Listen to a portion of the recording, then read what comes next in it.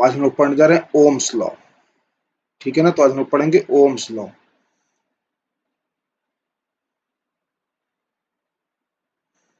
Ohm's law, वैसे तो आप ये छोटे क्लासेस में पढ़े होंगे ओम्स लॉ, ये कोई आपके नई बात नहीं है, फिर भी दोबारा तैयारी करेंगे। ओम्स लॉ बिल्कुल हम लोग ऐसे पढ़ेंगे जैसे आपने कभी ना पढ़ा हो, बिल्कुल जीरो लेवल से पढ़ेंगे। तो ओम्स लॉ में सबसे पहले हम लोग ये देखेंगे, जो पहले डिराइव कर चुके हैं, आई का फॉर्मूला। करंट आई किसी भी वायर से जो फ्लो होता है उसको हम लोग क्या लिख सकते हैं, आई बराबर, किसी को याद है? नहीं याद है तो मैं आपको याद दिलाता हूं। आई का फॉर्मूला हम लोग डिराइव किए थे, N E A V D. I बराबर N E A V D. N number of electrons per unit volume था, ई एक इलेक्ट्रॉन का charge, A area of cross section of wire था, वी डी इलेक्ट्रॉन्स का drift velocity था। अब आपको ये याद होना चाहिए, आई बराबर N E A V D, आपको ये याद होना चाहिए। अगर आपको ये याद नहीं है तब ये थोड़ा सा गड़बड़ होगा आपके लिए, इसलिए प्रीवियस लेक्चर्स तैयार रखिए। ओके, तो आई बराबर N E A V V हो गया।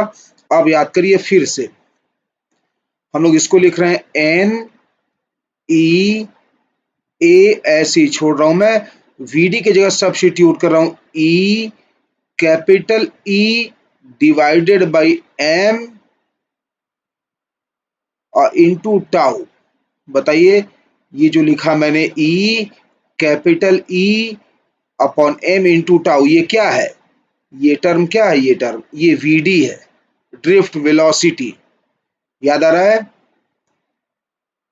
ड्रिफ्ट वेलोसिटी, इसे हम लोग ड्रिफ्ट वेलोसिटी कहते थे, इलेक्ट्रॉन्स का ड्रिफ्ट वेलोसिटी। ई अप्लाइड इलेक्ट्रिक फील्ड था जो इनसाइड कंडक्टर एग्जिस्ट करता था, एम मास ऑफ इलेक्ट्रॉन था, और टाउ मीन रिलैक्सेशन टाइम था। तो इस तरह से ई डी वी डी बराबर E capital E upon M into tau लिखा करते थे। याद आ रहा है? देखिए, अब अगर पुराने मेथड्स में आपको पढ़ा रहा होता, जैसे मैं पहले पढ़ाया करता था, तो आपको मैं 2-4 पेज पीछे बैक आकर वह पेज स्क्रीन पे लाके दिखा देता कि आई बराबर N E A V D कैसे डिराइव हुआ था, या फिर वी डी का value E capital E upon M into tau कैसे आया था। लेकिन अब मैं क्योंकि इस तरह से पढ़ा रहा हूं, देयरफॉर मेरा पुराना पेज है नहीं, तो मैं आपको शो नहीं कर सकता हूं।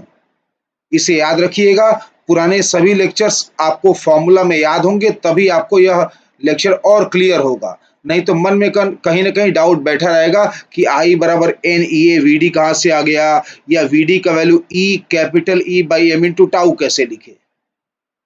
देखिए, इसी वजह से मैं जैसे पहले पढ़ा रहा था, मुझे वही आप लोगों के लिए ज़्यादा अच्छा लग रहा था, क्योंकि मुझे पता था कि जब मैं पढ़ाऊंगा इस तरह से तो कई बार आप पिछली बातें भूल जाएंगे। स्वाभाविक सी बात है, हर स्टूडेंट कई बातें भूल जाता है, हमेशा कैसे याद रहेगा उसको।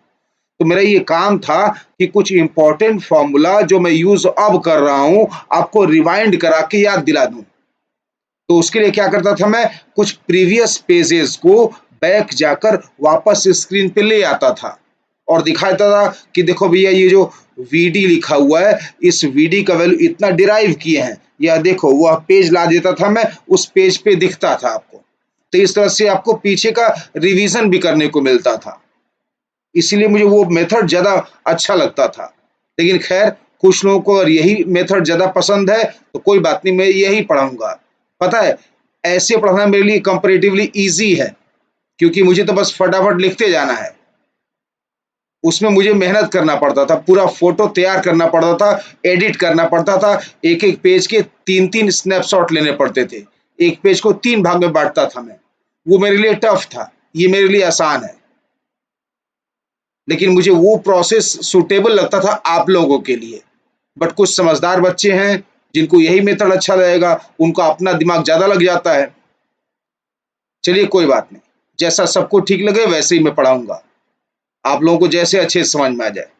लेकिन बस याद रखिएगा कि अगर इस तरह से आप पढ़ेंगे तो पुराने जितने फॉर्मूला हैं वो अब मैं रिवाइंड करके कैसे दिखा पाऊंगा। अब मेरे पास तो अब प्रीव्यू है नहीं, पुराने कुछ अब नोट्स है नहीं ना, इस तरह से पढ़ा रहा हूं तो मैं। तब तो जब मैं वैसे पढ़ाता था तो पुराने नोट्स भी मेरे पास, पुराने फोटोज भी अवेलेबल थे, तो मैं क्या करता था कि कुछ फोटोज पहले के आपको स्क्रीन पे लाके दिखा देता था, तो आपको याद आ जाता था कि ये चीज ऐसे ऐसे डिराइव हुआ था। अब वो पॉसिबल नहीं है, इससे पीछे के सभी चीज तैयार रखिएगा। ओके, ठीक है, तो आगे पढ़ते हैं। इतना करने के बाद आप अब आगे लिख रहे हैं इसको सिंप्लीफाई करके। देखिए एन तो है ही, कितनी बार ई है, एक बार यहाँ एक बार यहाँ, दो बार ई है, तो N E square tau by M, ये अलग कर लिया मैंने। N E square tau by M अलग कर लिया, N E square tau by M अलग कर लिया। जब मैंने ये क्वांटिटी अलग कर लिया तो अब क्या बचा, कैपिटल ए जो एरिया ऑफ क्रॉस सेक्शन है और इलेक्ट्रिक फील्ड ई, कैपिटल ई इलेक्ट्रिक फील्ड है, ये आ गया। ठीक है ना, ऐसे आगे सॉल्व करते जाइए। तो आप आई को क्या लिख सकते हैं, अब आई बराबर आ गया, पहला ब्रैकेट क्या आ चुका है, N E square tau by M into A, ये ऐसे ही छोड़ दिया मैंने। मैं क्या कर रहा हूं कि केवल इलेक्ट्रिक फील्ड कैपिटल ई, ये जो कैपिटल ई इलेक्ट्रिक फील्ड लिखा हुआ है, इस कैपिटल ई को लिख रहा हूं V by L, V by L लिख रहा हूं। यहां पर वी पोटेंशियल डिफरेंस है, जो कंडक्टर के क्रॉस आपने लगा रखा था वह पोटेंशियल डिफरेंस वी है। ठीक है, तो V क्या है, पोटेंशियल डिफरेंस। अब देखिए जैसे मुझे आवश्यकता है वैसे मैं इसको अरेंज कर रहा हूं। देखिए उससे क्या फायदा होगा, मैं दो ब्रैकेट अप्लाई कर रहा हूं, बड़ा ब्रैकेट छोटा ब्रैकेट तो था ही ना, एक और बड़ा ब्रैकेट इंट्रोड्यूस किया मैंने। तो छोटा ब्रैकेट के अंदर क्या था, N E square tau by M, यह तो था ही। अब मैं क्या कर रहा हूं कि कैपिटल ए और एल को ब्रैकेट के अंदर ले आ रहा हूं, और जो पोटेंशियल डिफरेंस वी है उसको बाहर लिख रहा हूं। क्यों, क्योंकि देखो ये जो ब्रैकेट के अंदर लिखा हुआ है, ये पूरा जो ब्रैकेट के अंदर आपने लिख रखा है, ये कंडक्टर की प्रॉपर्टी है। याद है ना वो सिलेंड्रिकल कंडक्टर। अब फिर मेरे पास पुराना मेथड होता तो वो पेज लाके दिखा देता मैं आपको, बट अभी नहीं कर सकता हूं। तो आप याद करिए वो सिलेंड्रिकल कंडक्टर, याद है ना जिसमें हम लोग बैटरी लगाए थे वी वोल्ट का, उसके अंदर इलेक्ट्रिक फील्ड ई जनरेट हुआ था और सभी इलेक्ट्रॉन्स उस अप्लाइड इलेक्ट्रिक फील्ड के वजह से मूव करने लगे थे वायर्स उस कंडक्टर के अंदर। ठीक है ना, तो वह कंडक्टर जो था उसका ही ये स्मॉल एन क्या है, number of free electrons per unit volume. तो ये कंडक्टर की प्रॉपर्टी हो गई।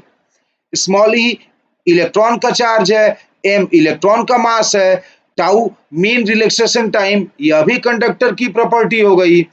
कैपिटल ए कंडक्टर का area of cross section, L conductor का लेंथ, और वी देखिए अलग है, ये वी तो बैटरी से रिलेटेड है ना, ये तो वी बैटरी का अप्लाइड वोल्टेज है। इसीलिए बोल रहा हूं कि ये जो ब्रैकेट लिखा बड़ा वाला, ये कंडक्टर की प्रॉपर्टी है, इसलिए इसको अलग कर लिया मैंने। और पता है इसको क्या लिखने वाला हूं मैं, जानकारी में किसी को है, इसको लिखने वाला हूं मैं रजिस्टेंस, रजिस्टेंस ऑफ कंडक्टर, है ना, रजिस्टेंस होगा नहीं, ध्यान रखिएगा, इसे रजिस्टेंस नहीं कहेंगे। आपको बताऊंगा मैं किसे रजिस्टेंस कह रहे हैं, फिलहाल अभी इसको रजिस्टेंस नहीं कहेंगे। ठीक है, ध्यान रखिएगा, ध्यान रखिएगा, ये रेजिस्टेंस नहीं होता है, कुछ लोगों को कंफ्यूजन हो जाता है, इसलिए रेजिस्टेंस लिखकर मैंने अभी बोला कि नहीं, इसे रेजिस्टेंस नहीं कहेंगे। ध्यान रखिएगा, कुछ लोगों को कंफ्यूजन यहाँ पे होता है, ये रेजिस्टेंस नहीं है। देखिए क्या होगा फिर, V का वैल्यू निकालिए पहले, रेजिस्टेंस बाद में डिसाइड करेंगे, पहले V निकालिए। ये बड़े ब्रैकेट को रेजिस्टेंस मत कहिएगा कभी भी, कुछ लोग डायरेक्टली इसी को रेजिस्टेंस कह देते हैं, वो गलत करते हैं, वो छोटी सी गलती हो जाती है, तो इसे रेजिस्टेंस लिख के काट दिया मैंने, ये रेजिस्टेंस नहीं है। पहले आप V का वैल्यू निकालिए, यानी इस ब्रैकेट को आप LHS भेजिए। जब आप LHS भेजेंगे तो LHS में I तो पहले से ही था, ठीक है ना, क्या जाएगा अब, यह देखिए जो LHS भेजेंगे तो सब डिनोमिनेटर का न्यूमरेटर और न्यूमरेटर का डिनोमिनेटर बनेगा। तो सब उल्टा करके लिख रहा हूं। छोटे ब्रैकेट में जो था उसमें अब मुझे m ऊपर लिखना होगा, तो m अपॉन n ई स्क्वायर टाउ। ठीक, छोटा ब्रैकेट हो गया। अब ये a बाई एल है, आप LHS भेज रहे हैं तो क्या बन जाएगा, यह l बाई ए। ओके, हाँ अब ये रेजिस्टेंस है। अब सबको याद आ गया होगा कि हाँ ये चीज रेजिस्टेंस है, तो इस पूरे को हम लोग रेजिस्टेंस ऑफ वायर लिखेंगे, और ये सही है, ये रेजिस्टेंस ऑफ वायर लिखेंगे। जब इस पूरे को आप रेजिस्टेंस ऑफ वायर लिख दिए, ये बड़ा ब्रैकेट रेजिस्टेंस हो गया, तो क्या बन गया RHS I, और इस पूरे ब्रैकेट को रेजिस्टेंस R। ठीक, तो देयरफॉर फाइनल इक्वेशन क्या बन गया अपने पास, V is equal to I into R। Okay, इसे हम लोग ओम्स लॉ कहते हैं, ये ओम्स लॉ है, ये ओम्स लॉ है। ठीक है ना, इसी इक्वेशन को हम लोग कहेंगे ओम्स लॉ। जानते होंगे आप, इसमें कोई बहुत बड़ी बात नहीं है, ये ओम्स लॉ है। बट आप शायद यह भी जानते होंगे कि ओम्स लॉ जो होता है वह केवल कंडक्टर्स के लिए वैलिड होता है। मटेरियल्स तो कई तरह के न होते हैं, कंडक्टर होता है, इंसुलेटर होता है, सेमी कंडक्टर होता है। तो ये जो ओम्स लॉ है, लिख दे रहा हूं मैं, only is valid only for conductors.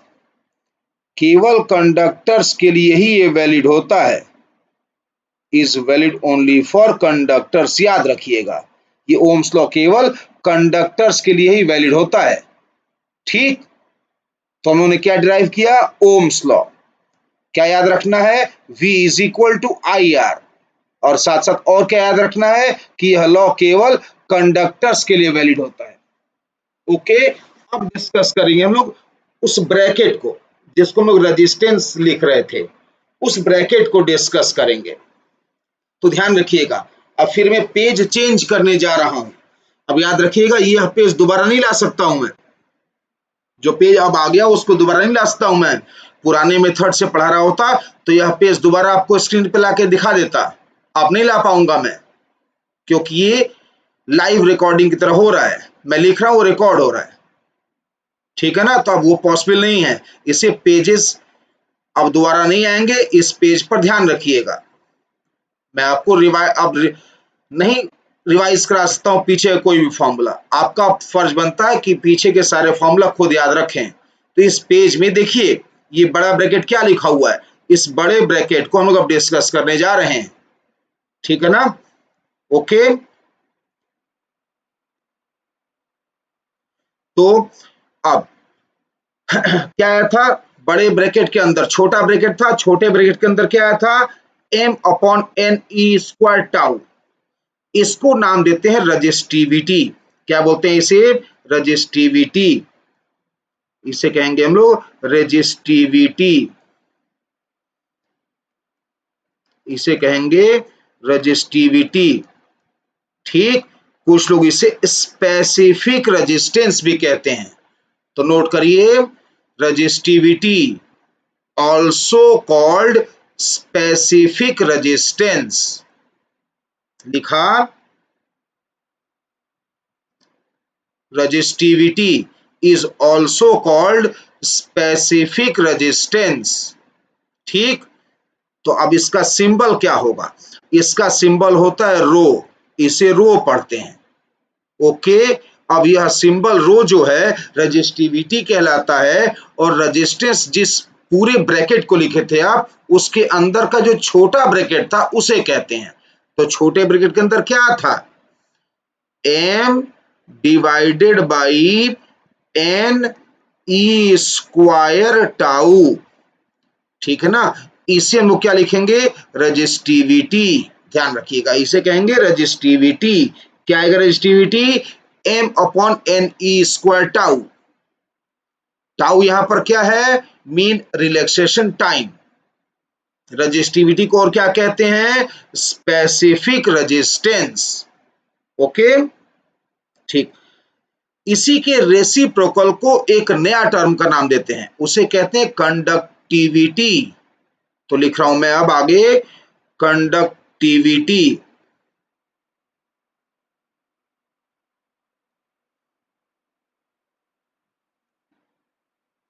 Conductivity, conductivity का भी एक और नाम है, इसे स्पेसिफिक कंडक्टेंस भी कहते हैं। जैसे रजिस्टिविटी को स्पेसिफिक रेजिस्टेंस, ऐसे ही कंडक्टिविटी को स्पेसिफिक कंडक्टेंस भी कहते हैं। अब इसका सिंबल होता है सिग्मा, ऐसा वाला सिग्मा, जैसे बना रहा हूं ऐसे सिग्मा बनाइएगा। सिग्मा कई तरह से बनता है ना, लेकिन इस वाले सिग्मा के साइन को हम लोग करंट इलेक्ट्रिसिटी में कंडक्टिविटी पढ़ेंगे। होता क्या है ये, लिखिए लिखिए, नोट करिए definition. Reciprocal of resistivity, reciprocal of resistivity is called conductivity. लिखा, reciprocal of resistivity is called conductivity. हो सकता है आपको फिर एक दिक्कत आए, जैसे याद है आप क्लास में बैठा करते थे और मैं कोई डेफिनेशन बोल रहा हूं कि reciprocal of resistivity is called conductivity, तो कुछ बोल देते सर रेसिप्रोकल ऑफ ऐसे चिल्लाते थे, क्योंकि वो सुन नहीं पाते थे, उतना फास्ट लिख नहीं पाते थे। ऐसे हो सकता है आपको फिर से प्रॉब्लम फेस करना पड़े, क्योंकि यहाँ पर सब डेरिवेशन नहीं है, हर कुछ मैथ्स नहीं है, यहाँ पर डेफिनेशन लिखना पड़ेगा। और जैसे क्लास में डिक्टेट करता था मैं, वैसे यह क्लास ही तो चल रही है, यहाँ भी डिक्टेट ही करूंगा मैं लिखने वाला नहीं हूं। जैसे क्लास में पढ़ाता था मैं डिक्टेट करता था, आप लोग लिखते थे, अभी भी वही करूंगा मैं। लेकिन अब आपको उस तरह से लिखना होगा फास्ट, नहीं तो आप वीडियो कितनी बार रिवाइंड करेंगे। अब आपको पता चलेगा कि मैं क्यों बोल रहा था कि जो पहले पढ़ा रहा था वही ज्यादा अच्छा है आपके लिए। क्यों? क्योंकि आप एक बार पहले वाले फॉर्मेट में जब पढ़ रहे थे, एक बार वीडियो का पॉज कर दीजिए, पॉज कर दिए तो पूरा नोट्स आपके सामने दिख रहा है, स्क्रीन पर पूरा नोट्स है। आप उस स्क्रीन पर नोट्स को देख देख कर अपना नोट्स बना सकते थे। कम से कम यह टेंशन नहीं था कि मैं जो बोल रहा हूं उसको आप लिखेंगे कैसे, पूरा नोट्स आपके सामने था। इससे अच्छी बात क्या होगी कि आपके सामने पूरा नोट्स रख दिया जाए और टीचर नोट्स का एक एक वर्ड को एक्सप्लेन करे। आपके पास नोट्स भी है और एक एक वर्ड का एक्सप्लेनेशन भी है। अब एक्सप्लेनेशन है लेकिन नोट्स आपको खुद बनाने हैं, ये ध्यान रखिएगा। पीछे का फॉर्मूला आपको रिवाइज करना होगा और रिवाइज करने के बाद ही यह वीडियो देखना होगा। जबकि पहले क्या करता था मैं कि ऐसा अगर मुझे फील आता था कि हो सकता है स्टूडेंट ये फॉर्मूला भूल गया हो, तो पीछे से पेज लाके स्क्रीन पर रख देता था मैं, तो आपको मैं रिवाइज करा देता था। लेकिन अब मैं कोई हेल्प नहीं करता हूँ रिवीजन के केस में, और डेफिनेशन के केस में भी कोई हेल्प नहीं करता हूँ। आपको लिखना ही होगा, अब जैसे लिखिए आप, मैं 3-4 बार बोल दूंगा यही करता हूँ, और क्या कर सकता हूँ मैं। अब नोट्स तो कैसे लाऊंगा आपके सामने में, वो तो कुछ लोगों को अच्छा नहीं लगता है ना, वो कुछ लोग ज्यादा समझदार हैं या किसी के बहकावे में आ जाते हैं, अपना दिमाग तो लगाते नहीं है, पता नहीं क्या उनके दिमाग में चलता रहता है, बहक जाते हैं या ज्यादा अपने आप को समझदार मानते हैं, जो भी है। खैर जो भी है, मुझे कुछ नहीं उनसे लेना देना है, ना उनसे कोई शिकायत है। अगर उनको यही पसंद है तो ठीक है, वो ऐसे ही पढ़ें, वो ऐसे ही पढ़ के खुश रहें। बस मेरा शुभकामनाएं उनके साथ भी है कि अच्छा परफॉर्म करें भैया, बस वो एक टीचर इससे अधिक कुछ नहीं चाहेगा। और बस मैं चाहता हूं कि जो भी लोग हैं, जो भी जिसका भी पसंद ये पढ़ाई का तरीका है, कोई बात नहीं, वो अभी अच्छा करे और बहुत अच्छा करे, यह मेरी शुभकामनाएं उसके साथ भी है। लेकिन बस एक रिक्वेस्ट है कि कभी कभी अपने दिमाग का भी यूज करना चाहिए, टीचर पे भरोसा करके कि वह टीचर आपके लिए अच्छा कर रहा है। कोई बात नहीं, कोई बात नहीं, जो हो रहा है सब अच्छा ही हो रहा है, सबके लिए अच्छा होगा, सबके लिए मेरी तरफ से शुभकामनाएं, किसी के लिए भी मेरी तरफ से कोई वो नहीं है, ठीक है ना। तो कोई बात नहीं, लोग पढ़ाई पर ध्यान देते हैं। क्या लिखा आपने, कंडक्टिविटी, डेफिनेशन लिखा, reciprocal of resistivity is called conductivity. ठीक, तो कंडक्टिविटी को क्या लिखा आपने, 1 डिवाइडेड बाई रो, हो गया ना रेसिप्रोकल। अब रेसिप्रोकल ऊपर ले ब्रैकेट में दिख रहा है फॉर्मूला रेजिस्टिविटी का, तो उसका रेसिप्रोकल कर दीजिए। तो क्या बन जाएगा conductivity, N E square tau by M. ठीक है ना, ये हो जाएगा कंडक्टिविटी। और विश्वास मानिए ऐसे पढ़ना मेरे लिए ज्यादा आसान है, वो मेरे लिए टफ था। सोचिए एक पेज के 3 पार्ट करके स्नैप बनाता था उसका मैं, फिर स्नैप को एडिट करता था कि साफ साफ आए, पूरा का पूरा नोट्स आपको बना के दे देता था मैं।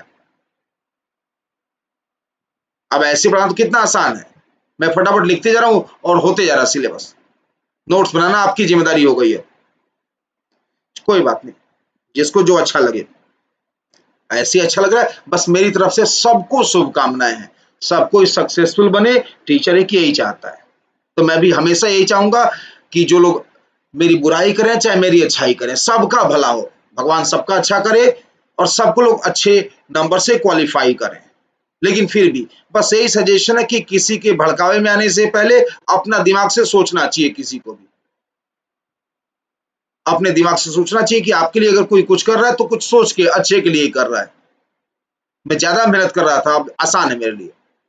ठीक है, कोई नहीं, चलिए पढ़िए और मन लगा के पढ़िए। बस एक रिक्वेस्ट है कि पुराने जितने भी फॉर्मूला हैं वो देख लीजिएगा, या वीडियो देखने से पहले वो देख लीजिएगा। ठीक है ना, आगे बढ़ते हैं। अगला फॉर्मूला आएगा रेजिस्टेंस। अगला फॉर्मूला आएगा रेजिस्टेंस। रेजिस्टेंस किसका हम लोग पढ़ रहे हैं, कंडक्टर्स का रेजिस्टेंस। रेजिस्टेंस का सिंबल क्या होता है बताइए, यह तो जानते होंगे ना आप। रेजिस्टेंस का सिंबल क्या होता है, आर। आर बताइए, दोबारा लिखूं, रेजिस्टेंस का सिंबल आर। दोबारा लिख दूं, चलिए मैं दोबारा लिख दे रहा हूं। रेजिस्टेंस का सिंबल आर होता है, दोबारा लिख दे रहा हूं। क्या था बड़े ब्रैकेट में जिसको रेजिस्टेंस कहते थे, अब रिवाइंड करते हो कैसे दिखाऊं मैं। अब आप भी देख नहीं सकते रिवाइंड करके, कितनी बार देखेंगे आगे पीछे करके, नहीं तो अभी मैं वो स्क्रीन लाके दिखाया था। कोई बात नहीं, कोई बात नहीं, याद करिए क्या था। बड़ा ब्रैकेट बना था, फिर उसके आगे छोटा ब्रैकेट बना था, छोटे ब्रैकेट में लिखा था m divided by N E square tau I into L by A, यही आया था। चेक कर लीजिए, कैसे चेक करेंगे, चेक करिए, जैसे भी चेक करने का मन हो, जैसे भी चेक करने का मन है चेक करिए।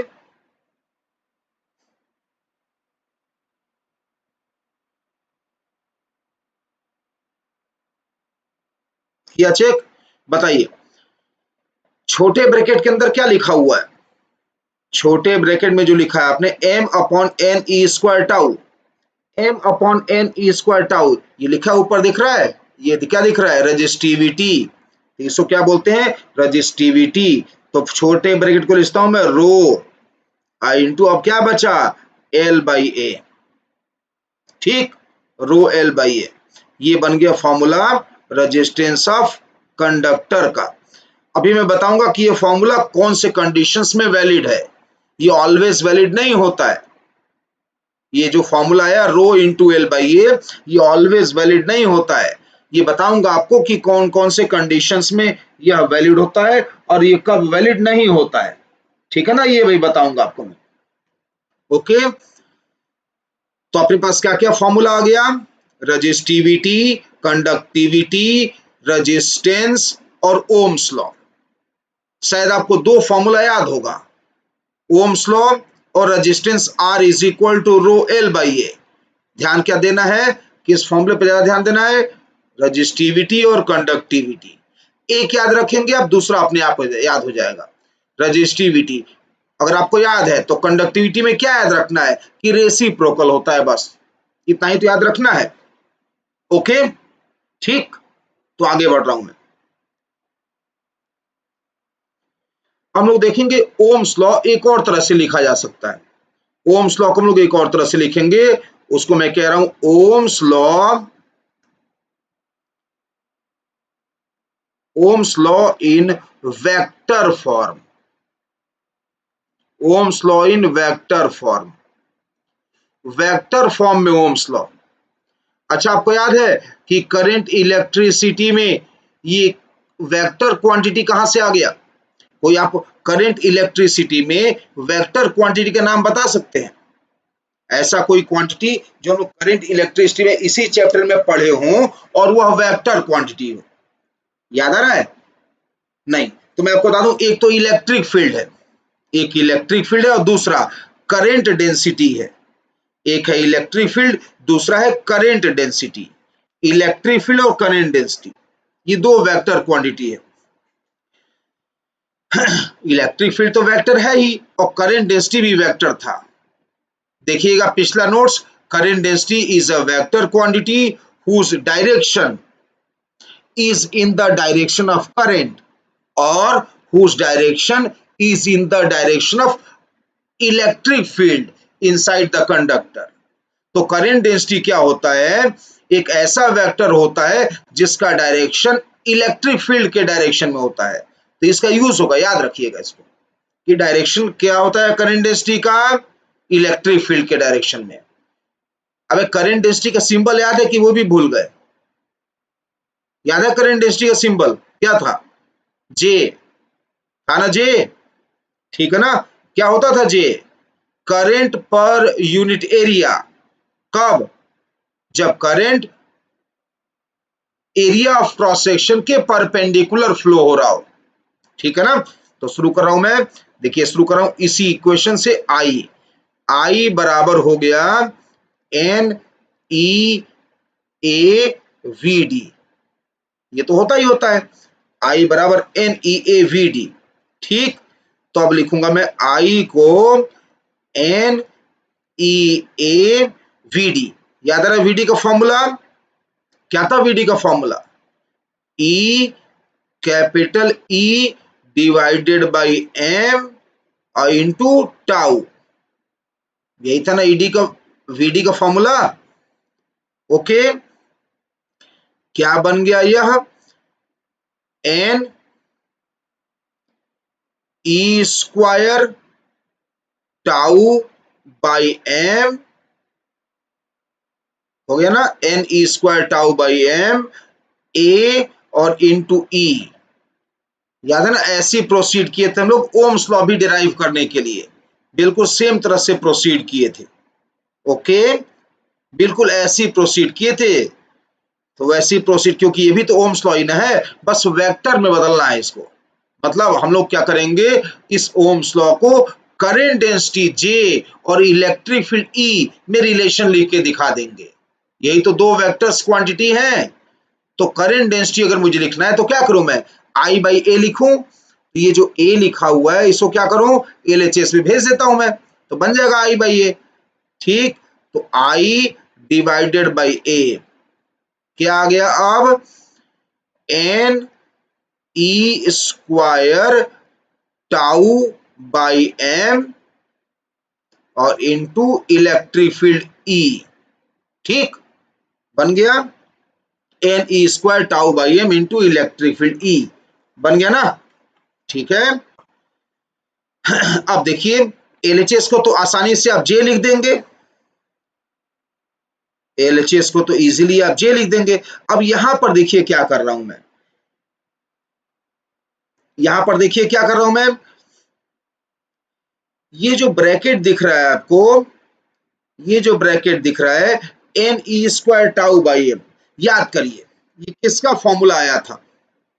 अब फिर बैक जाके नहीं दिखा पाऊंगा मैं, याद करिए क्या क्या बोला मैंने, क्या याद रखना था? अभी थोड़ी देर पहले बोला ना कि क्या क्या याद रखना था आपको? ओम्स लॉ, रजिस्टिविटी, कंडक्टिविटी और रेजिस्टेंस, चार फॉर्मूला याद करना था। ओम्स लॉ तो यह ब्रैकेट है नहीं, वो तो V equal to I R होता है। Resistance R is equal to rho L by A, वो भी नहीं है। तो बचा क्या? या तो कंडक्टिविटी है या फिर ये रेजिस्टिविटी है। क्या है बताइए? चेक करिए, चेक करिए, जल्दी बताइए क्या है? कंडक्टिविटी है ना? यह कंडक्टिविटी है। तो कंडक्टिविटी का सिंबल क्या होता है? जे। और हम लोग क्या लिखेंगे आगे? ई बचा। ठीक, J is equal to sigma E. अब ये जो सिग्मा ई है तो स्केलर है, वेक्टर क्या क्या है? इलेक्ट्रिक फील्ड और करंट डेंसिटी, ये दो वेक्टर्स है। और ये भी खास बात है कि इन दोनों वेक्टर्स का साइन, सॉरी, इन दोनों वेक्टर्स का डायरेक्शन सेम होता है, तो मैं दोनों तरफ वेक्टर साइन भी लगा सकता हूं। तो therefore this implies J vector, J vector is equal to sigma into E vector, J vector बराबर सिग्मा इंटू ई वेक्टर। ये हो गया Ohm's law in vector form. अब इसी को एक और तरह से क्वेश्चन लिख देते हैं। ये जो आपने लिखा सिग्मा, ये क्या है? कंडक्टिविटी। क्या होता है? Reciprocal of resistivity. इसीलिए आप इसे 1/रो भी लिख सकते हैं।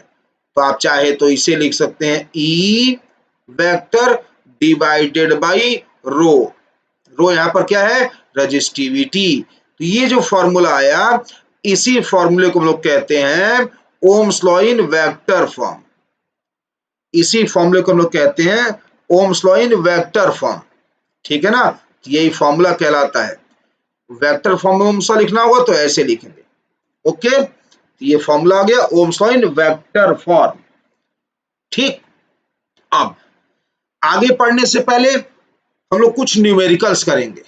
ठीक है ना? आगे पढ़ने से पहले जितना भी फॉर्मूला अभी तक पढ़ा है, अरे कुछ न्यूमेरिकल्स तो करा जाए।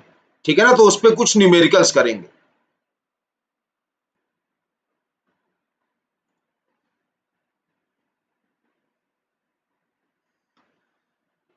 तो पहला सवाल है क्वेश्चन नंबर 1। पहला सवाल है, हम लोग को रिलेशन निकालना है कंडक्टिविटी और मोबिलिटी में। ओके, तो क्वेश्चन लिख रहा हूं मैं, find relation between conductivity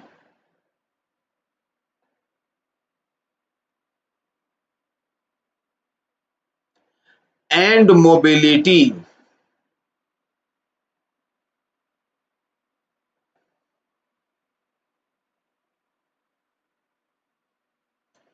find relation between conductivity and mobility. अब मैंने कहा ना, आपको सारे फॉर्मूला याद होना चाहिए, पहले के सारे फॉर्मूला याद होना चाहिए, तभी काम बनेगा आपका। ओके, सॉल्यूशन देखिए। बताइए कंडक्टिविटी और मोबिलिटी।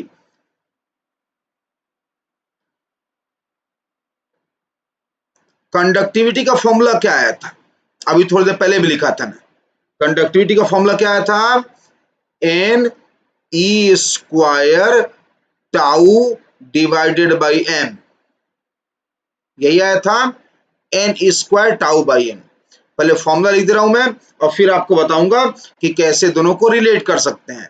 तो आपको कंडक्टिविटी का फॉर्मूला याद दिलाया मैंने। अब बताइए मोबिलिटी का फॉर्मूला, मोबिलिटी का सिंबल याद है? नहीं याद है ना? मोबिलिटी का सिंबल क्या होता था? म्यू। मोबिलिटी का सिंबल होता था म्यू। क्या होता था, याद है या नहीं याद है? चलिए कोई बात नहीं, दोबारा बता रहा हूं मैं।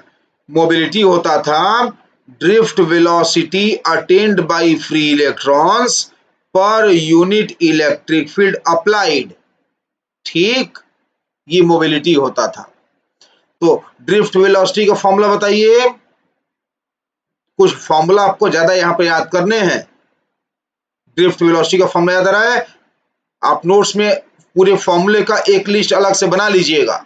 आप देख रहे हैं 6-7 फॉर्मूला अब तक बन चुका है। छोटे छोटे फॉर्मूले बहुत हो गए हैं। जब तक आप एक जगह कॉपी में लिस्ट नहीं बनाएंगे, हो सकता है भूल जाएं आप। ठीक है ना? तो फॉर्मूला का लिस्ट अलग से बनाइएगा, तभी याद करने में आसानी होगी आपको। और जब आगे आप लेक्चर पढ़ें तो वो फॉर्मूला लिस्ट अपने सामने रखें, तो जो मैं बोल रहा हूँ खट से आपको याद आ जाएगा। चलिए बताइए, फिलहाल अभी के लिए बताइए, वीडी क्या आया था? E, capital E divided by mass of electron M into tau, यही आया था। ओके, तो वीडी का वैल्यू सब्स्टिट्यूट कर दिया मैंने। नीचे कैपिटल ई जैसे है वैसे छोड़ दीजिए। ठीक, तो म्यू का वैल्यू क्या आ गया? कैपिटल ई और कैपिटल ई कट गए, ये कैपिटल ई और ये कैपिटल ई कट गए, तो क्या बचा? ये बचा म्यू का वैल्यू क्या बचा हो? ये बचा E tau by M, E tau by M. अब आपको आसानी से रिलेशन दिख जाएगा। आप ये जो कंडक्टिविटी लिखे हैं यह इक्वेशन 1 मान लीजिए, और मोबिलिटी आपने जो लिखा इक्वेशन 2 मान लीजिए।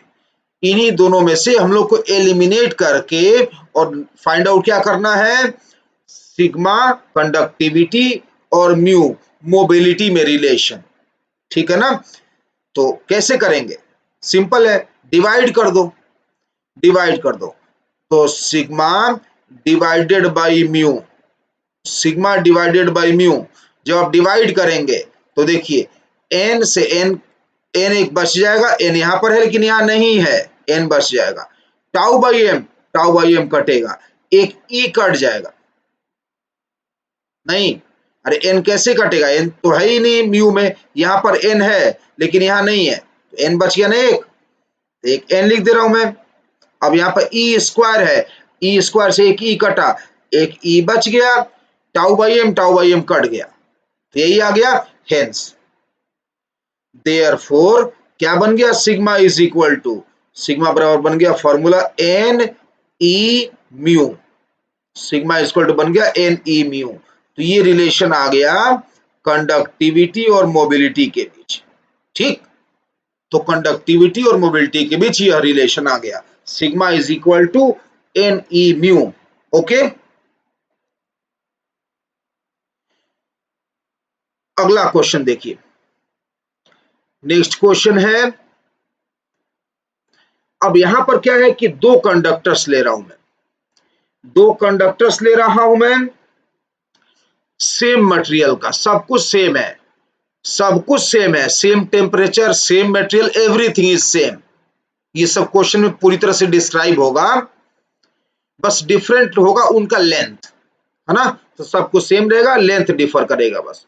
तो एक कंडक्टर ये मान रहा हूं वही सिलेंड्रिकल कंडक्टर जिसको लेके हम लोग सब कुछ डिराइव किए हैं शुरू से लेके अब तक। तो एक सिलेंड्रिकल कंडक्टर बना रहा हूं मैं इस तरह से, यह सिलेंड्रिकल कंडक्टर मान लीजिए, क्रॉस सेक्शन एरिया यूनिफॉर्म था जैसा रहा करता था, और इसे बैटरी से जोड़ दिया, है ना? इसे बैटरी से जोड़ दिया, यह रही बैटरी, इससे जोड़ दिया उन्होंने इसको। ठीक, मैं कह रहा हूं कि इसका लेंथ मानिए 2L, ज्यादा लेंथ है 2L है, और ये जो बैटरी लगा है इसका वोल्टेज V1 मान लीजिए, इसका वोल्टेज क्या मानेंगे, V1। अब ये बैटरी का पॉजिटिव इधर है और नेगेटिव इधर है, तो ये बताइए इस कंडक्टर के अंदर जो इलेक्ट्रॉन्स हैं, ये जो मान लीजिए इलेक्ट्रॉन है, ये इलेक्ट्रॉन है, ये इलेक्ट्रॉन प्लस की ओर जाएगा कि माइनस की ओर जाएगा? इलेक्ट्रॉन नेगेटिव चार्ज होता है तो किधर जाएगा, पॉजिटिव की ओर ना। तो ये इलेक्ट्रॉन मान लीजिए इधर जा रहा है, और ये आपको बताया था मैं, बताइए कंडक्टर के अंदर इलेक्ट्रिक फील्ड जब प्रेजेंट होता है उसकी वजह से इलेक्ट्रॉन्स को कंडक्टर के अंदर कितने वेलोसिटी से हम लोग मानते हैं जाता हुआ, ड्रिफ्ट वेलोसिटी। यही तो डेफिनेशन था ड्रिफ्ट वेलोसिटी का, है ना? तो मान लीजिए यहां पर जो इलेक्ट्रॉन है उसका ड्रिफ्ट वेलोसिटी Vd1 है।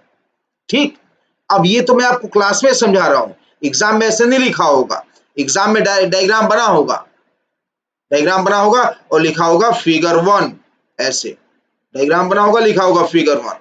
अब बोला जाएगा क्वेश्चन में कि in figure 1 drift velocity of electron is Vd1, its length is 2L, voltage of battery is V1, ऐसे लिखा होगा। तो ना कोई एग्जाम में आएगा तो ड्रिफ्ट वेलोसिटी का डेफिनेशन एग्जामिनर बताएगा, ठीक है ना? ऐसे ही एक और केस लिया जा रहा है, एक और केस ले लीजिए, सब कुछ सेम रखना है, बस इस अब जो बना रहा हूं कंडक्टर इसका लेंथ L लूंगा मैं। अब पहले वाले कंडक्टर का लेंथ क्या था 2L, अब क्या लूंगा मैं L, ठीक है ना? अब लेंथ लूंगा L, और बैटरी लगाऊंगा, इस बैटरी का वोल्टेज अब लूंगा मैं V2, ठीक है ना? बैटरी का वोल्टेज चेंज कर दिया, बैटरी का वोल्टेज ले रहा हूं अब मैं V2, और इस कंडक्टर का लेंथ क्या मान रहा हूं मैं L। फिर ये पॉजिटिव साइड है, ये नेगेटिव साइड है, ये आपको समझाते जा रहा हूं क्वेश्चन में मैं। ये इलेक्ट्रॉन है, मान लीजिए फ्री इलेक्ट्रॉन है कंडक्टर के अंदर, या इधर जा रहा होगा। इस बार इस इलेक्ट्रॉन का ड्रिफ्ट वेलोसिटी vd2 है। कौन से केस में? सेकेंड डायग्राम के केस में। तो सेकेंड डायग्राम के केस में यह vd2 ड्रिफ्ट वेलोसिटी है। तो क्या लिखा होगा सवाल? In figure 1 drift velocity of electron is vd1 and in figure 2 drift velocity of free electrons is vd2. All other conditions are given in figure. मतलब इसका लेंथ 2l, उसका लेंथ l, ये सब गिवन होगा। ठीक, तो सवाल अब ये है, अब क्वेश्चन ये पूछा जा रहा है कि इफ, अगर मान लीजिए ऐसा है कि पहले केस में vd1 और दूसरे केस में vd2 इक्वल है। इफ vd1 बराबर vd2, vd1 vd2 बराबर है, ठीक, तो हम लोग को फाइंड आउट करना है। फाइंड, ये क्वेश्चन में बोला जा रहा है फाइंड v1 बाई v2, पहले बैटरी का वोल्टेज और दूसरे बैटरी के वोल्टेज का रेशियो क्या, फाइंड v1 बाई v2। ठीक है ना? ओके, तो यह क्वेश्चन हो गया। अब मैं इसका सॉल्यूशन करने जा रहा हूं। ये तो क्वेश्चन हो गया, अब इसका सॉल्यूशन देखिए। सॉल्यूशन कुछ खास नहीं करना है, आप ड्रिफ्ट वेलोसिटी का डेफिनेशन याद करिए। ड्रिफ्ट वेलोसिटी का डेफिनेशन क्या था? तो ड्रिफ्ट वेलोसिटी जो आप इधर लिखा हुआ है vd1, ये क्या लिख सकते हैं हम लोग? आप याद, अब तो बहुत बार लिख दिए ड्रिफ्ट वेलोसिटी, अब तो याद हो गया होगा। Small E into capital E by M into tau. तो यहां लिख रहा हूं मैं small E into capital E, लेकिन हो सकता है कि इलेक्ट्रिक फील्ड दोनों कंडक्टर्स में अलग अलग हो, क्योंकि उनका लेंथ अलग है, बैटरी का वोल्टेज अलग है, तो क्या पता इलेक्ट्रिक फील्ड डिफर कर रहा हो। तो यहां लिख रहा हूं E1 upon M into tau. ठीक है, ये हो गया vd1। इसी प्रकार से vd2 जब लिखेंगे आप, तो vd2 क्या लिख सकते हैं आप? E capital E2 second conductor में electric field upon m into tau, ये सेकेंड कंडक्टर में इलेक्ट्रिक फील्ड हो गया। अब बताइए क्या गिवन है? क्या गिवन है? एस vd1 बराबर क्या गिवन है? vd2। vd1 vd2 बराबर है, तो आप जो ऊपर दो इक्वेशन लिख रखे हैं, ऊपर ये दो इक्वेशन लिख रखे हैं, उनका LHS बराबर है, तो RHS भी बराबर हो गया। और RHS बराबर होने का क्या मतलब है? E tau by M, E tau by M, वो तो आपको बराबर दिख ही रहा होगा। तो इसका रिजल्ट क्या आया? इसका रिजल्ट आ गया, दिस एम्प्लॉइज की E1 बराबर E2, E1 बराबर E2, दोनों कंडक्टर्स में इलेक्ट्रिक फील्ड सेम होंगे। अब याद रखिएगा, जब भी ऐसे केसेस में कंडक्टर के अंदर इलेक्ट्रिक फील्ड लिखना हो, सिलेंड्रिकल सिस्टम है ना, ऊपर कंडक्टर जो दिख रहा है, दोनों डायग्राम में ये जो कंडक्टर दिख रहा है, ये कैसा है? सिलेंड्रिकल है। तो सिलेंड्रिकल कंडक्टर के केस में उसके अंदर इलेक्ट्रिक फील्ड जब भी लिखना हो तो हमेशा क्या लिखते हैं हम लोग?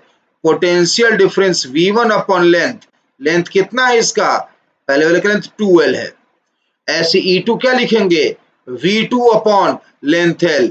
ठीक, l से l कट गया, कट गया ना l से l। और बताइए देयरफॉर V1 बाई V2 क्या आ गया?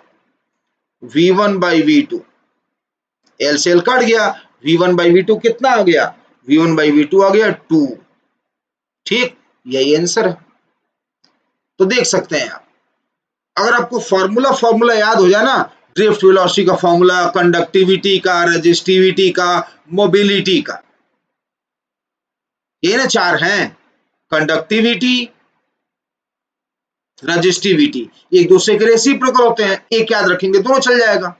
तो कंडक्टिविटी, रेजिस्टिविटी, ड्रिफ्ट वेलोसिटी का फॉर्मूला, यही तो मेन है। इसके अलावा जो आया था V is equal to I R, Ohm's law, वो तो सबको पता है, वो थोड़ा भूल जाओगे। Resistance R is equal to rho L by A, ये भी शायद ना भूलें, ये भी पहले से पढ़ते आ रहे हैं। ठीक है ना? तो कंडक्टिविटी, रजिस्टिविटी, मोबिलिटी और ड्रिफ्ट वेलोसिटी, ये 4 फॉर्मूला अलग से नोट कर लीजिए, बल्कि सभी नोट कर लीजिए, 2 और बचा वो क्यों छोड़ेंगे। V is equal to I, Ohm's law, R is equal to rho L by A, ऐसे सब फॉर्मूले का लिस्ट अलग बना लीजिए। क्या क्या बोला मैंने, रजिस्टिविटी, कंडक्टिविटी, नोट कर सकते हैं आप जो लिखना है फॉर्मूला आपको, resistivity, conductivity, mobility, drift velocity, Ohm's law और resistance R is equal to rho L by A. ठीक है ना, इतना फॉर्मूला याद करिए।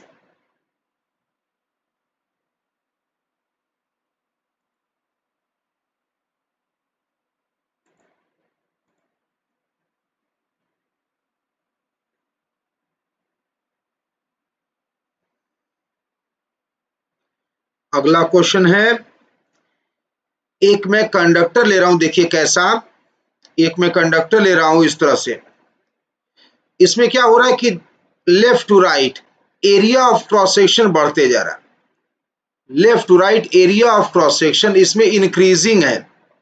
ये कंडक्टर इस तरह के शेप का है कि जैसे जैसे हम लेफ्ट से राइट जा रहे हैं, एरिया ऑफ क्रॉस सेक्शन इसका बढ़ रहा है। अब ऐसे कंडक्टर को एक बैटरी से जोड़ दीजिए, इस तरह के कंडक्टर को एक बैटरी से जोड़ दिया तो इस कंडक्टर के अंदर करंट फ्लो होगा, होगा ना।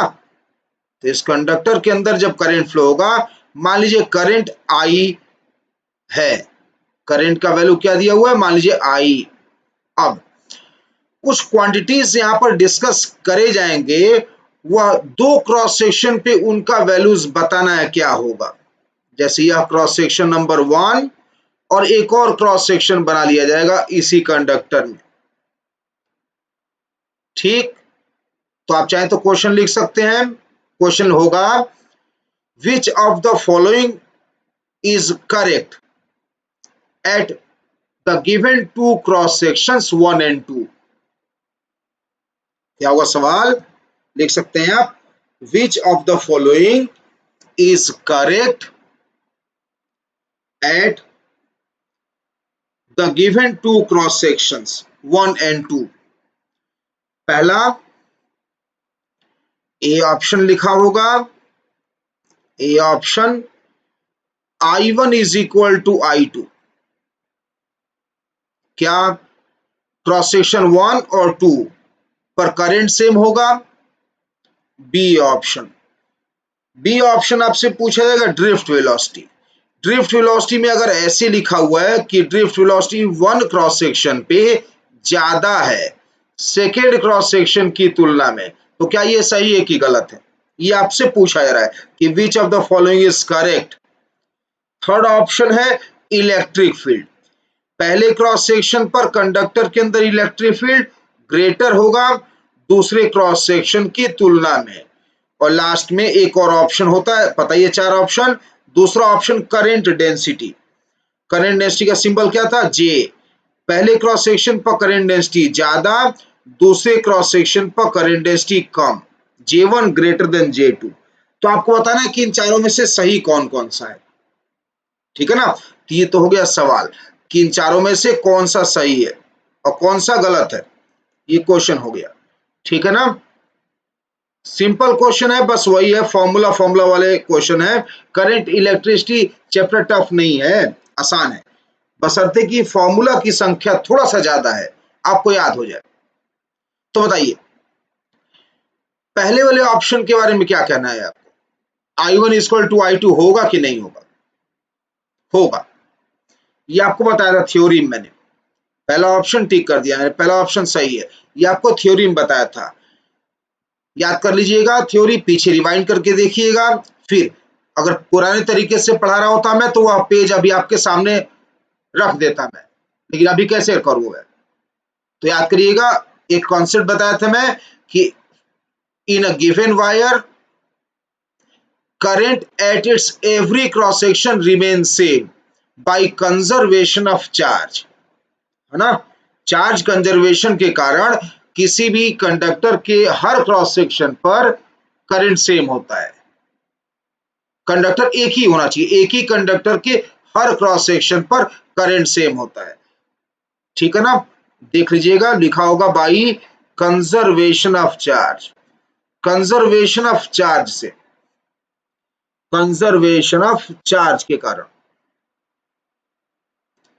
कंजर्वेशन ऑफ चार्ज अप्लाई किया और क्या कहा कि current at every cross section of A given wire always remain same. इससे पहला ऑप्शन ट्रू है। दूसरा ऑप्शन बताइए, कोई ऐसा चीज आपको याद आ रहा जिससे हम लोग दूसरा ऑप्शन डिस्कस कर सकें? तो एक काम करते हैं ना, ये जो क्वेश्चन देखिए, क्वेश्चन में जो पहले क्रॉस सेक्शन पे एरिया है इसको A1 लिख देता हूं मैं, और दूसरे क्रॉस सेक्शन पे जो एरिया है उसको A2 लिख देता हूं मैं। अब तो डायग्राम में साफ ही है कि A2 ग्रेटर है, ये जो डायग्राम देखिए A2 ग्रेटर है A1 की तुलना में। ठीक, तो बताइए जब A2 ग्रेटर पता है आपको, मतलब एरिया ऑफ क्रॉस सेक्शन में रिलेशन पता है और ड्रिफ्ट वेलोसिटी का रिलेशन पूछा गया है, तो एरिया ऑफ क्रॉस सेक्शन और ड्रिफ्ट वेलोसिटी में कुछ याद आ रहा है, पढ़े थे कहीं? हाँ, क्या पढ़े थे? Equation of continuity, AVD is equal to constant, है ना, AVD is equal to constant A into drift velocity, AVD बराबर कांस्टेंट, AVD जो होगा वह कांस्टेंट होता है, area of cross section into velocity, drift velocity, यह कांस्टेंट होता है। ठीक, तो अगर आप बताइए A into V D constant हो गया, जहां पे एरिया कम होगा, जहां पे एरिया छोटा आएगा वहां ड्रिफ्ट वेलोसिटी बड़ा आएगा।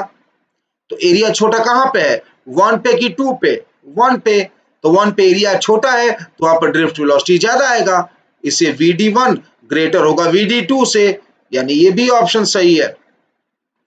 अब बात करते हैं थर्ड ऑप्शन का, इलेक्ट्रिक फील्ड। अब देखिए आपको ड्रिफ्ट वेलोसिटी का रिलेशन पता चल गया, जब ड्रिफ्ट वेलोसिटी का रिलेशन पता चल गया तो इलेक्ट्रिक फील्ड का रिलेशन क्या होगा? ड्रिफ्ट वेलोसिटी और इलेक्ट्रिक फील्ड में कुछ रिलेशन याद आ रहा है?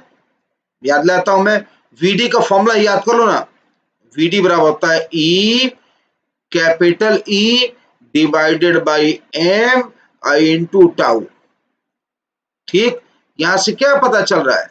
यहां से पता चल रहा है कि E प्रोपोर्शनल टू VD या VD प्रोपोर्शनल टू E, कुछ भी लिख सकते हैं आप, E प्रोपोर्शनल टू VD या VD प्रोपोर्शनल टू E, है ना, जो मर्जी लिखिए, जो मुझे ठीक लग रहा है लिख दे रहा हूं मैं। तो मैं लिख रहा हूं VD proportional to electric field. ठीक, VD proportional to electric field. जहां पर VD ग्रेटर है, जहां पर VD ग्रेटर है वहां पर E ग्रेटर आएगा। देखो ना, VD proportional to electric field मिला ना, तो जहां पर VD ज्यादा है वहां इलेक्ट्रिक फील्ड ज्यादा आएगा, तो VD कहां ज्यादा है, 1 पर, तो इलेक्ट्रिक फील्ड 1 पर ज्यादा आएगा, यानी सी ऑप्शन भी ट्रू है। अब एक ऑप्शन और बचा, डी ऑप्शन और बचा, जे करेंट डेंसिटी, जे का डेफिनेशन याद कर लीजिए, अपने आप ही क्वेश्चन सॉल्व हो जाएगा। तो जे बराबर क्या होता है? जे बराबर होता है current per unit area, current per unit area होता है। अब एरिया अगर ज्यादा है, एरिया अगर ज्यादा है तो जाहिर सी बात है जे कम आएगा, एरिया डिनोमिनेटर में है ना, तो एरिया ज्यादा है तो जे कम आएगा। तो कहां पे एरिया ज्यादा है, 2 पर, तो 2 पर जे कम आएगा, तो 1 पर जे ज्यादा होगा, यानी ये भी ऑप्शन सही है। तो देख सकते हैं आप, जो कुछ भी है इस चैप्टर में फॉर्मूला है, फॉर्मूला जिसको याद आ गया उसके लिए सब चीज आसान लगेगा। फॉर्मूला फॉर्मूला आपको याद करते रहना है, ठीक है। फॉर्मूला अगर आपको याद हो गया तो सब कुछ इजी लगने वाला है आपके लिए। ओके, अब आगे पढ़ने से पहले एक छोटा सा कॉन्सेप्ट और है, उसको भी पढ़ लीजिए कि किसी भी कंडक्टर का रेजिस्टेंस जो होता है वह टेम्परेचर के साथ कैसे वेरी करता है, यानी variation, variation of resistance with temperature, variation of resistance with temperature, किसी कंडक्टर का जो टेम्परेचर है उसके साथ उस कंडक्टर का जो रेजिस्टेंस है वह कैसे वेरी करता है। ठीक है ना, यही हम लोग का टॉपिक है, variation of resistance with temperature. Temperature के साथ कैसे रेजिस्टेंस वेरी करता है। अब इसमें कुछ फिर वही फॉर्मूले वाली बात है, फॉर्मूला आपको याद रहेगा तो सब काम चल जाएगा। ठीक, टेम्परेचर को टी मान लेता हूं मैं, सिंबॉलिक फॉर्म में जल्दी जल्दी लिखा करेंगे तो टाइम बचेगा। टेम्परेचर को कैपिटल टी मान लिया मैंने, temperature is capital T. Okay, अब हम लोग कुछ भी डिस्कशन करने से पहले थोड़ा सा मैं आपको थ्योरी यहां बता रहा हूं। याद करिए मीन रिलैक्सेशन टाइम क्या था, डिस्कस किया था मैं, फिर मेरे पास पेज अभी अवेलेबल नहीं है, वो दूसरा फॉर्मेट है ये पढ़ाई का। मीन रिलैक्सेशन टाइम टाउ याद करिए क्या था, average time between two successive collisions. क्या था, average time between two successive collisions, दो सक्सेसिव कोलिजन्स के बीच एवरेज टाइम था।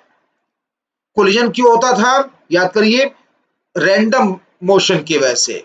रैंडम मोशन क्यों आता था, थर्मल वेलोसिटी की वजह से।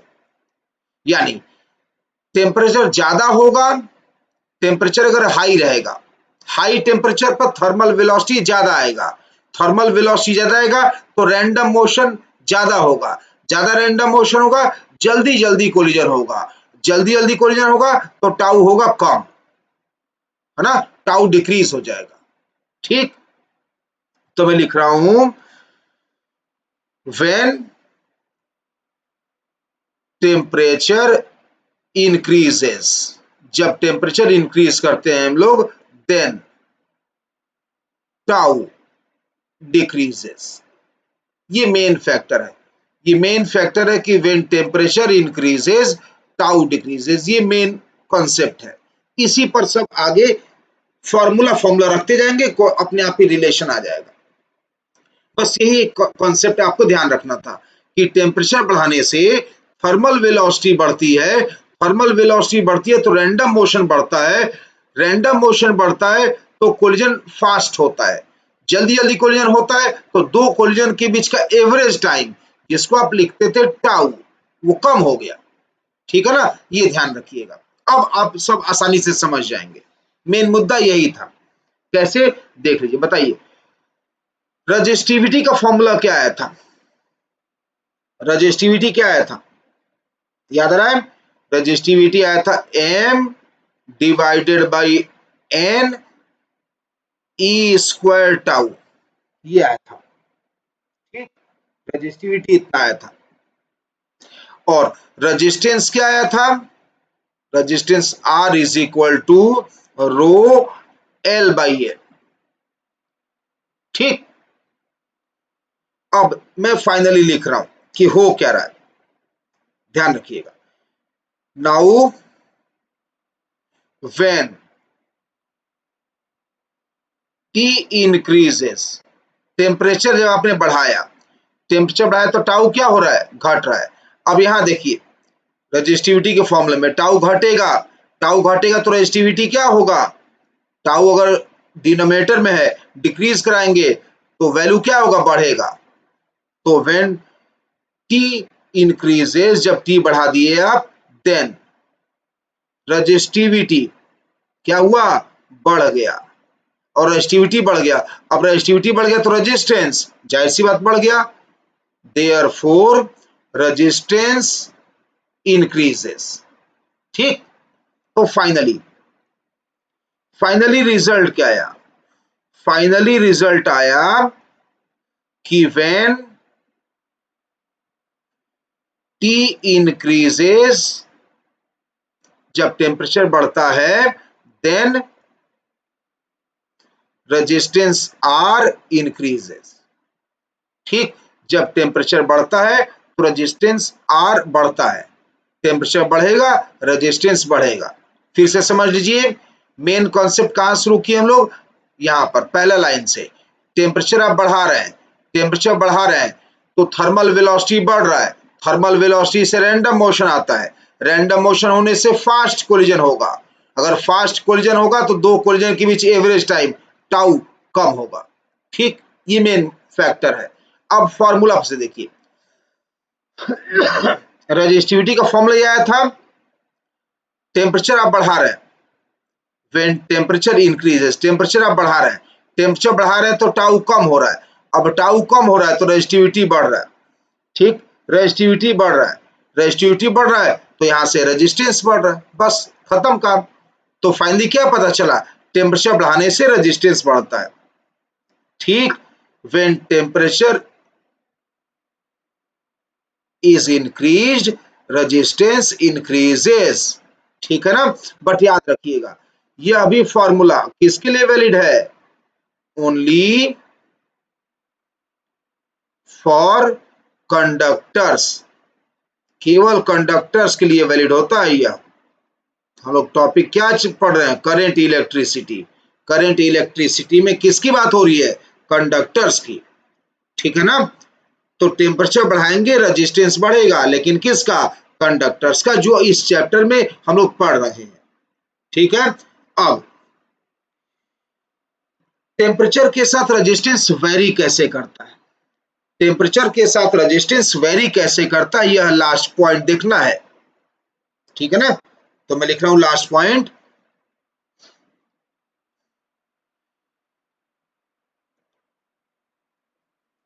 Variation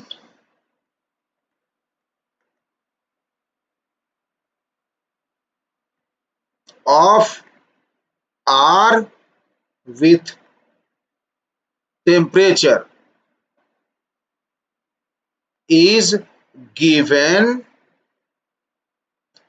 by following formula.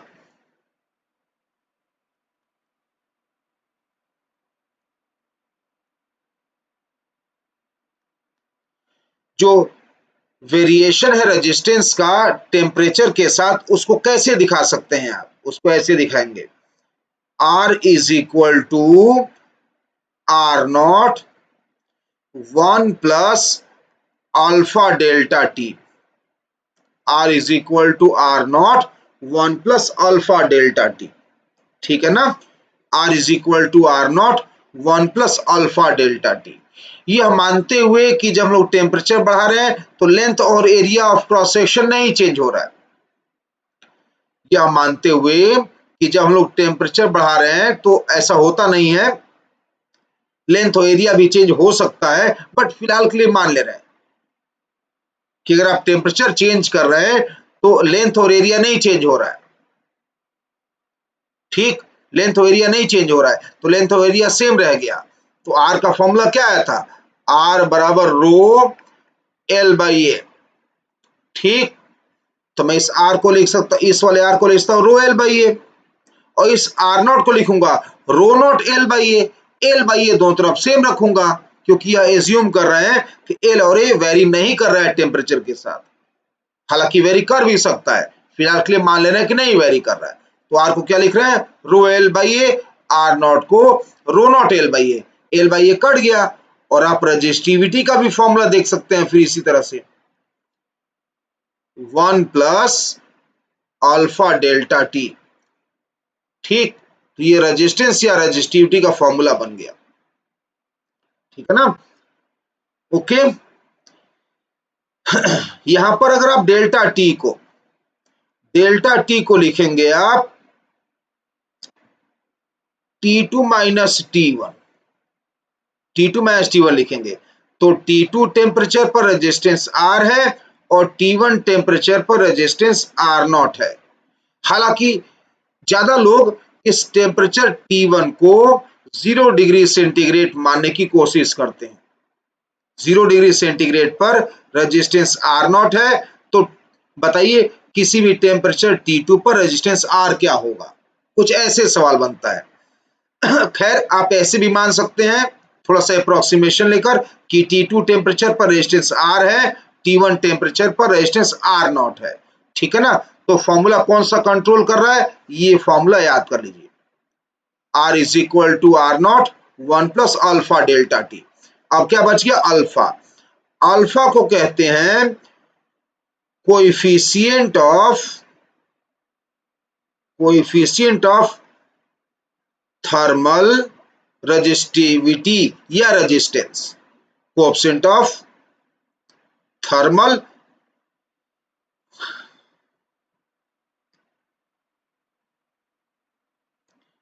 Word यहां पर यूज करना उतना उचित नहीं है, तो थर्मल वर्ड हटा देता हूं मैं, केवल कोएफिशिएंट ऑफ रेजिस्टेंस लिख दे रहा हूं। कोएफिशिएंट ऑफ रेजिस्टेंस लिख दे रहा हूं मैं, ज्यादा एक्यूरेट वर्ड लिख रहा हूं, ज्यादा एक्यूरेट यही रहेगा। Coefficient of resistance, alpha is called coefficient of resistance. Temperature भी आप चाहे तो जोड़ सकते हैं यहां पर, टेम्परेचर कोएफिशिएंट ऑफ रेजिस्टेंस, ठीक है ना। तो टेम्परेचर कोएफिशिएंट ऑफ रेजिस्टेंस को अल्फा लिखते हैं, ठीक। अगर आप डिफरेंशियल फॉर्म में चाहें तो अल्फा को लिख सकते हैं डिफरेंशियल फॉर्म में। खैर ऐसी रहने दीजिए, ये ज्यादा उचित है, इसी पर हम लोग को ज्यादा, इसी तरह से ज्यादा हम लोग को देखने को मिलता है। अब जब सवाल आएगा तो देखा जाएगा, ठीक है ना। बट ये याद रहे कि ये जो फॉर्मूला है, ये फॉर्मूला तभी सही होता है जब डेल्टा टी स्मॉल रहे, ठीक है ना, ये ध्यान रखिएगा। तो ये formula holds good, formula holds good for small delta T, formula holds good for small delta T. अबे क्या हो गया,